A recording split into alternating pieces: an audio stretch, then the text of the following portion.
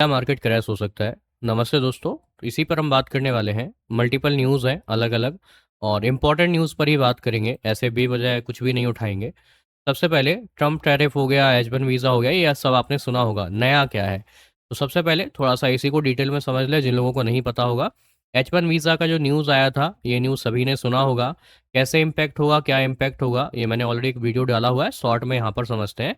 H one visa का price बढ़ने से बेसिकली आईटी कंपनियां जो है, या जो और भी सेक्टर हैं, उनको भी फ़र्क पड़ेगा। लेकिन मेनली आईटी सेक्टर को बहुत ज़्यादा फ़र्क पड़ेगा इसको लेकर। क्यों? क्योंकि जो कंपनियां अपने क्लाइंट्स को बाहर भेजती हैं या यूएस भेजती हैं बेसिकली, उनको अब जो है वो ज़्यादा पैसे पे करने पड़ेंगे। Visa and fees and all, मतलब आप लेके चल सकते हो वहाँ पे। वो सबसे बड़ा एक प्रॉब्लम होता है।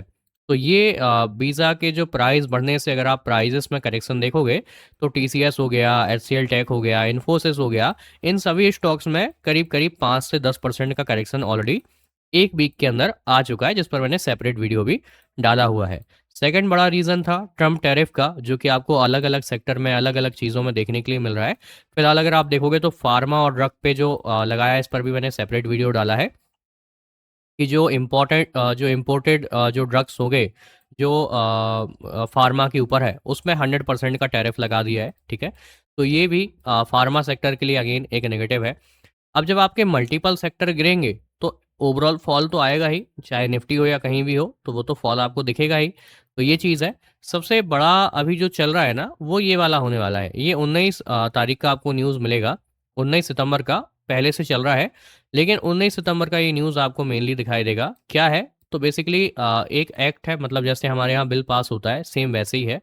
अभी इसके अंदर है क्या, अगर आप पूरा खेल समझोगे इसका, तो बेसिकली यूएस ये बोल रहा है कि जो वहाँ की लोकल कंपनियां हैं उनको, कि अगर आप आउटसोर्सिंग पे काम लेते हो कहीं से भी, तो हम उस पर 25% का टैक्स लगाएंगे। मतलब अगर आप किसी बाहर की कंपनी को काम दे रहे हो, दे सकते हो, कोई दिक्कत नहीं है हमको, बट हम उस पर 25% का टैक्स लगाएंगे।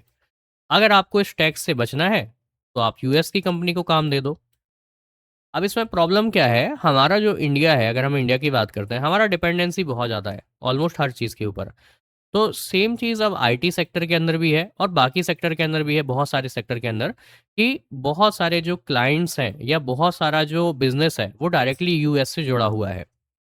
तो अभी अगर ये चीज़ वहाँ पे रेगुलेट हो जाती है, या चीज़ें एग्जैक्टली सेम जाती हैं, तो दिक्कत क्या होगा कि जो लोकल कंपनी होगी या जो लोकल जो काम देते थे इंडिया को, अभी वो नहीं देंगे। रीज़न, क्योंकि टैक्स बचाना है। तो अगर उनको, जैसे एक एग्जांपल, ये 25% टैक्स लगने के बाद, एक एग्जांपल मान के चलते हैं, कोई काम 100 रुपये का पड़ रहा है लोकल में, बट अगर वही चीज़ वो इंडिया को दे रहे हैं, तो हो सकता है वो सेम वर्क उनको 110 रुपये का पड़ रहा हो।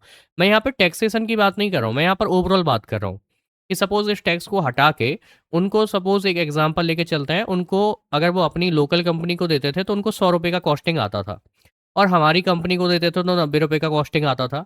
तो इसलिए वो हमारी कंपनियों को काम देते थे। ठीक है, एक एग्जाम्पल मान के चलो, बिल्कुल रफ एग्जाम्पल मानते हैं हम। अभी क्या होगा कि 25% टैक्स आ जाएगा इसमें, तो अब 25% प्राइस इंक्रीज हो जाएगा। तो ये प्राइस इससे ऊपर चला गया, जो वहाँ की लोकल कंपनी काम करके दे रही थी। तो वो हमारी कंपनियों को काम क्यों देंगे? वो अपनी लोकल कंपनी को काम देंगे, राइट? और यही चीज़ इस बिल से होने वाला है। तो इसका इम्पैक्ट भी हमारी मार्केट पे डायरेक्टली पड़ेगा।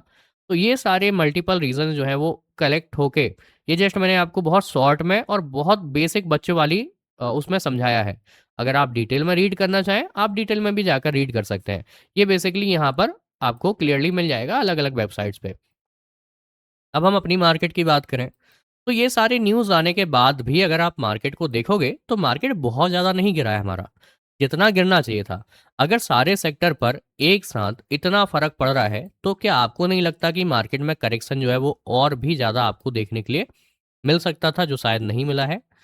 रीज़न सिंपल है, हमारी मार्केट जो है वो ऑलरेडी ये सारी चीज़ें डिस्काउंट कर चुकी है, और उसी के बेसिस पर हम फिलहाल जो है बाइंग देख रहे हैं। तो यहाँ पे ये जो भी अभी न्यूज़ आपका चल रहा है, ये सारा न्यूज़ जो है वो कहीं न कहीं शॉर्ट टर्म इम्पैक्ट दे सकता है। लेकिन सबसे ज़्यादा अलर्ट तब होगा जब मार्केट यहाँ पर 24,300 और 24,200 के लेवल को तोड़ना स्टार्ट कर देता है।